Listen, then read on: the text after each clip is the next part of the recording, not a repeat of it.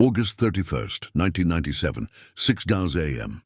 Forensic Institute of Paris. Professor Dominique Lecomte stood in the sterile examination room, looking down at the body on the steel table.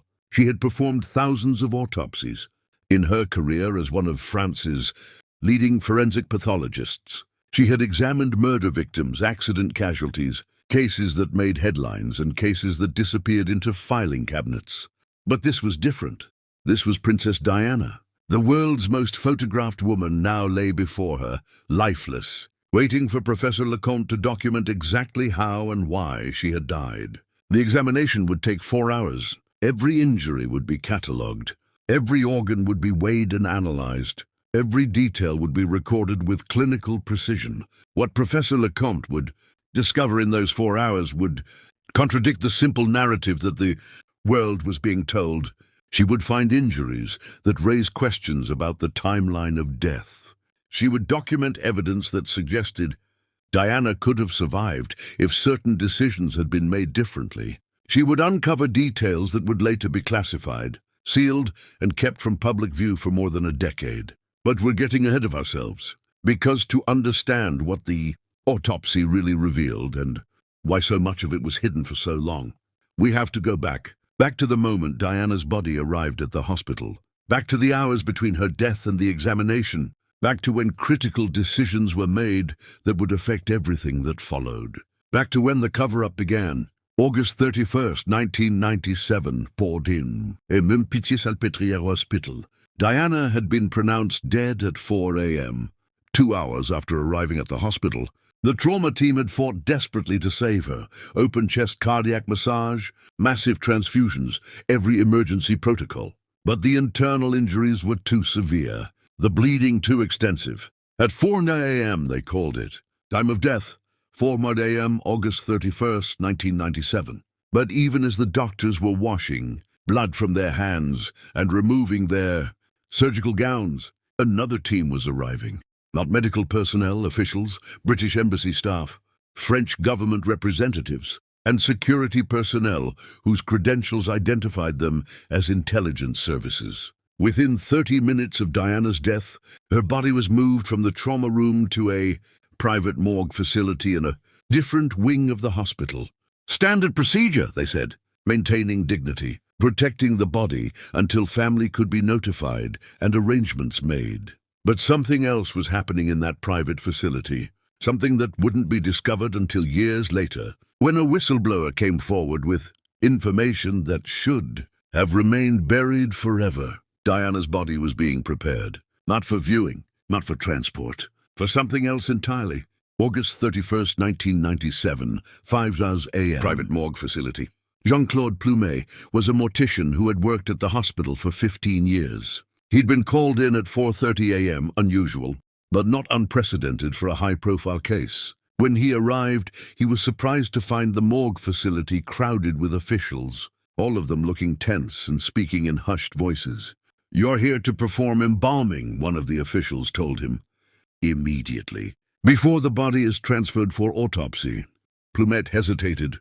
That's not standard procedure. The autopsy should be performed first. Embalming can contaminate tissue samples, affect toxicology results. Your instructions are to embalm the body now. But now, Monsieur Plumet, this comes from the highest levels. You'll be compensated generously for your discretion and your immediate work. Plumet looked at the body on the table, Princess Diana, the woman the world had loved. And he understood in that moment that he was being asked to participate in something that wasn't quite right. But he also understood that refusing wasn't really an option. For the next 45 minutes, Plumet performed the embalming procedure. He drained the blood. He injected the preserving chemicals. He did exactly what he'd been trained to do, with one critical difference. He was doing it before the autopsy, which meant that any toxicology testing on Diana's blood would now be compromised. Any drugs, poisons, or unusual substances in her system would be diluted or destroyed by the embalming chemicals. If someone had wanted to make sure that certain evidence disappeared before it could be properly examined, this was how they would do it. When Plumet finished, He was paid in cash, far more than his normal fee, and made to sign a confidentiality agreement. He would not speak about this for 16 years, and when he finally did come forward, his testimony would be dismissed by official investigators as unreliable and inconsistent with hospital records. But the damage had been done. Diana's body had been chemically altered before the autopsy, and whatever secrets her blood might have told were now impossible to verify. August 31st, 1997, 6 a.m., Forensic Institute. Professor Leconte began the autopsy with the external examination. She photographed every injury, every bruise, every mark on Diana's body. Her preliminary observations were recorded in clinical detail. Subject, female, Caucasian, approximately 36 years of age. Multiple traumatic injuries consistent with high-speed motor vehicle collision. The most severe injuries were to Diana's chest. A massive rupture of the pulmonary vein, the large blood vessel that carries blood from the lungs to the heart. This injury alone was almost certainly fatal, causing rapid internal bleeding into the chest cavity. But as Leconte continued her examination, she noted something that would later become controversial. The injury pattern suggested that Diana had been alive for a significant period after the crash. Her heart had continued pumping. She had been conscious, at least initially. She had been breathing. In other words, Diana had not died instantly. This was critical, because if Diana had survived the initial impact, then the question became, why did it take so long to get her to the hospital? And could faster treatment have saved her life? Leconte documented other injuries. Fractured ribs, bruising to the lungs, a head injury that was serious but not immediately life-threatening. She noted that Diana had been wearing a seatbelt, contradicting early reports that she hadn't been, and that the seatbelt had likely prevented even more catastrophic injuries. And then Leconte came to the part of the autopsy that would be most carefully scrutinized: the internal examination and toxicology samples. She drew blood from Diana's femoral artery for toxicology testing. But even as she did so, she noted in her report something unusual. Blood samples show evidence of embalming chemicals. This may compromise toxicology analysis. Leconte had performed thousands of autopsies. She knew that embalming before autopsy was highly irregular. She knew it suggested that someone had wanted to interfere with the evidence. But she also knew that noting her suspicions was as far as she could safely go. August 31st, 1997, 10 a.m. Forensic Institute. The autopsy concluded at 10 p.m. Professor Leconte's official findings were straightforward. Diana had died from massive internal bleeding, caused by the rupture of her pulmonary vein. The injury was consistent with the high-speed crash. The death, while tragic, was medically explainable. But her report also included details that were less straightforward. Diana had survived for approximately 2 hours after the crash. The chest injury, while severe, was potentially survivable with immediate surgical intervention. The delay in transport to the hospital, 1 hour from crash to hospital arrival, likely contributed to the fatal outcome. Blood samples showed evidence of embalming chemicals, compromising toxicology analysis.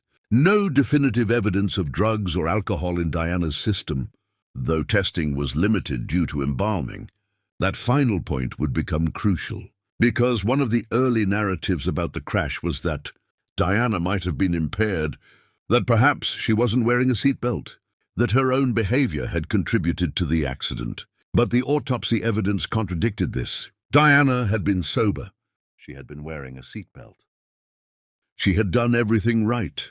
And she had still died, not instantly from the impact, but slowly over the course of 2 hours, during which critical time was lost. September 1997, the sealed report. Professor Leconte's full autopsy report was submitted to French authorities on September 5, 1997. Within days, portions of the report were classified. The full document was sealed under French privacy laws, with access restricted to immediate family and official investigators. The report would remain sealed for more than 10 years. When portions of it were finally released in 2007, in preparation for the British inquest into Diana's death, key details had been redacted. The sections about the embalming, the notes about evidence tampering, the observations about survivability and timeline. What the public received was a sanitized summary. Diana died from massive internal bleeding. The injury was consistent with the crash. There was no evidence of foul play. But what the public didn't receive was the full context. The irregularities. The questions that Professor Leconte had cautiously noted in her original report. Questions like, why was Diana embalmed before the autopsy? Why did it take an hour to transport her to a hospital that was less than 4 miles away? Why were blood samples compromised before they could be properly analyzed? And most critically, if Diana survived for 2 hours after the crash, could different decisions have saved her life? 2004, the Paget investigation. When British police launched Operation Paget, a comprehensive investigation into Diana's death, they requested access to all French medical records, including the complete autopsy report. What they discovered raised more questions than it answered. The toxicology results were inconclusive due to the embalming, but traces of something unusual appeared in the samples, levels of carbon monoxide that seemed inconsistent with the crash itself. Carbon monoxide is produced by burning fuel, and some amount would be expected in anyone involved in a car fire. But Diana's levels were higher than expected, and the pattern suggested prolonged exposure before the crash, not after. This led to speculation. Had Diana been exposed to carbon monoxide before the accident? Had there been a leak in the Mercedes? Or had she been exposed to vehicle exhaust in some other way? The Paget investigators requested additional testing. The French authorities declined, citing the age of the samples and the embalming contamination. The matter was noted in the Paget report but listed as unresolvable due to compromised evidence. Another dead end, another question that couldn't be answered because crucial evidence had been tampered with or destroyed. 2007-2008, the British inquest. When the official British inquest into Diana's death began in 2007, the autopsy became a central point of examination.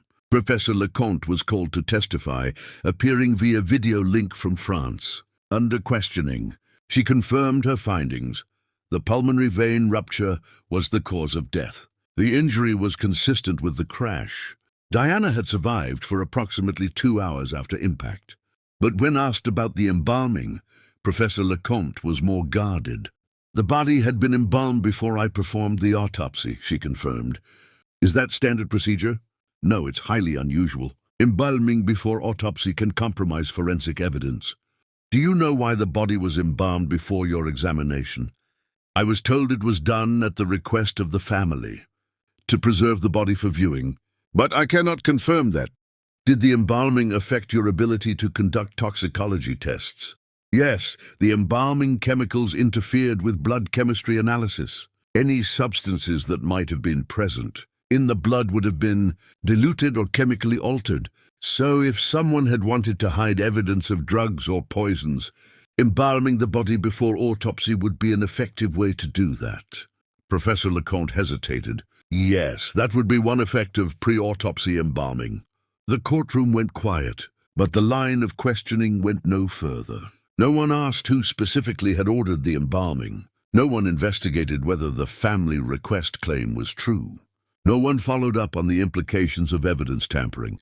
The inquest moved on to other topics, and the embalming controversy was quietly buried in thousands of pages of testimony that most people would never read. 2010, Jean-Claude Plumet speaks. 13 years after Diana's death, Jean-Claude Plumet, the mortician who had performed the pre-autopsy embalming, decided to break his silence. In an interview with a French investigative journalist, Plumet described what had happened that morning at the hospital.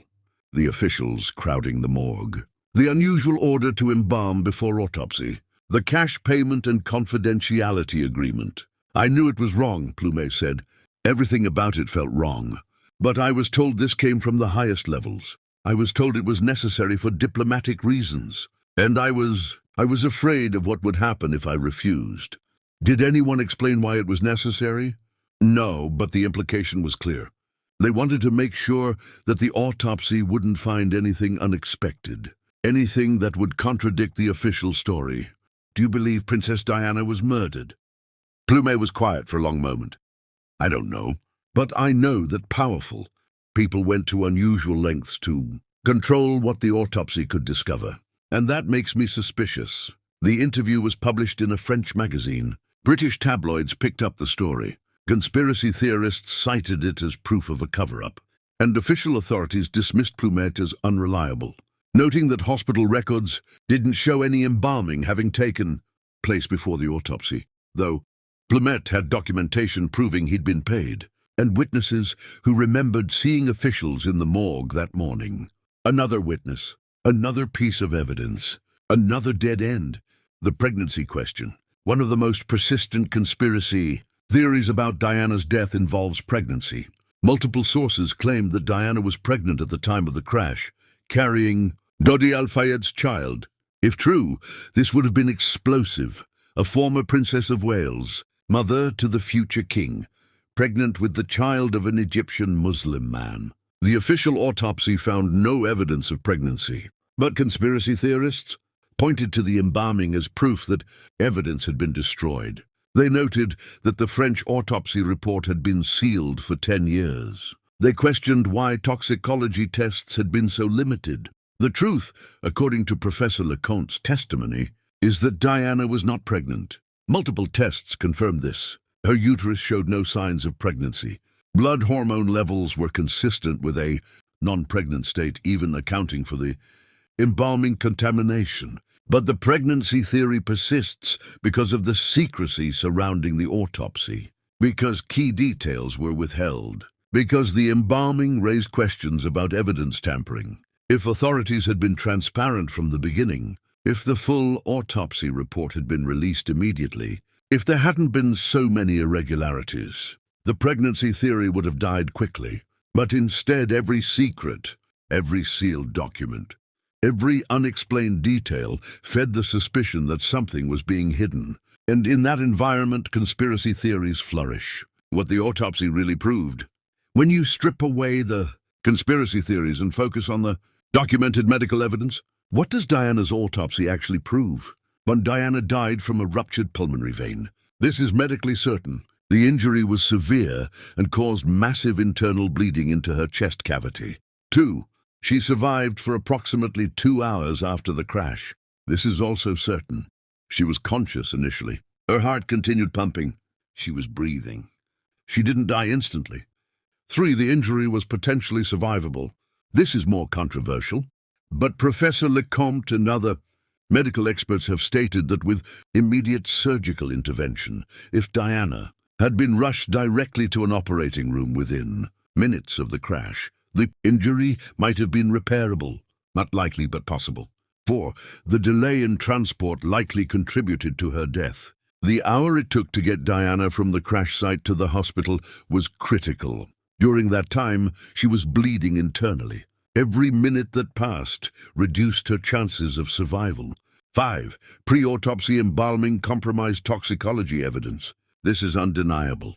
Whether the embalming was innocent, preserving the body for family viewing, or sinister, destroying evidence of drugs or poisons, the effect was the same.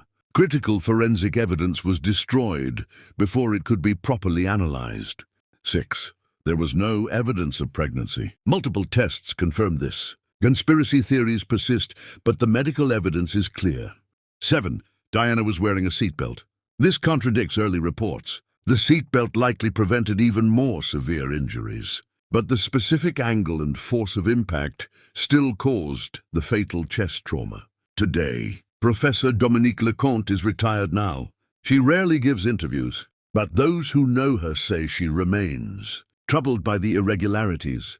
In Diana's case, the pre-autopsy embalming, the sealed reports, the compromised evidence.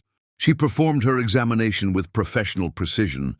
She documented everything she found. She noted the irregularities in her official report, but she also understood that there were limits to what she could safely say, that some questions once raised would make her a target, that institutional forces larger than any individual pathologist would work to contain and control the narrative.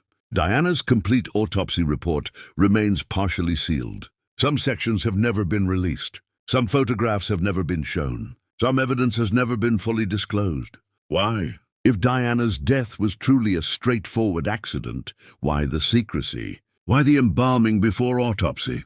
Why the decade-long seal on medical records? Why the persistent refusal to release all evidence? The official answer is privacy, respect for the deceased, protection of the family. But to many, these explanations ring hollow.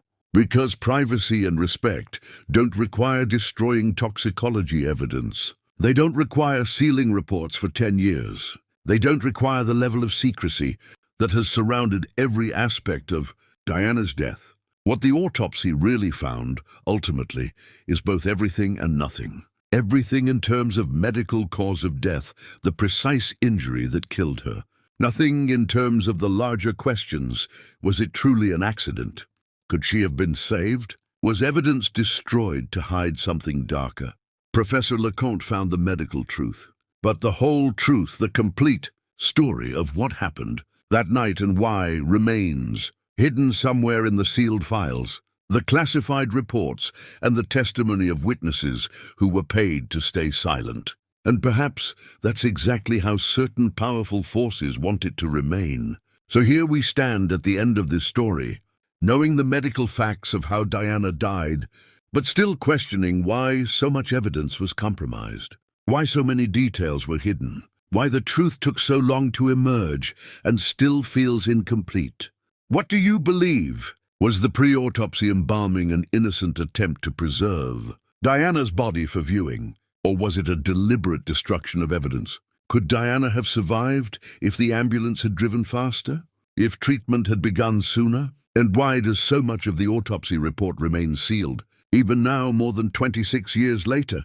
Share your thoughts in the comments below. This is where we demand transparency, where we refuse to accept half-truths and sealed files, where we honor Diana by insisting that every detail of her death be finally, fully revealed. If this story made you question the official narrative, please subscribe. There are more medical mysteries, more hidden evidence, more witnesses who were silenced, and we'll keep investigating until every secret is brought to light. Together, we'll demand the complete truth. Together, we'll never stop asking what really happened to Princess Diana.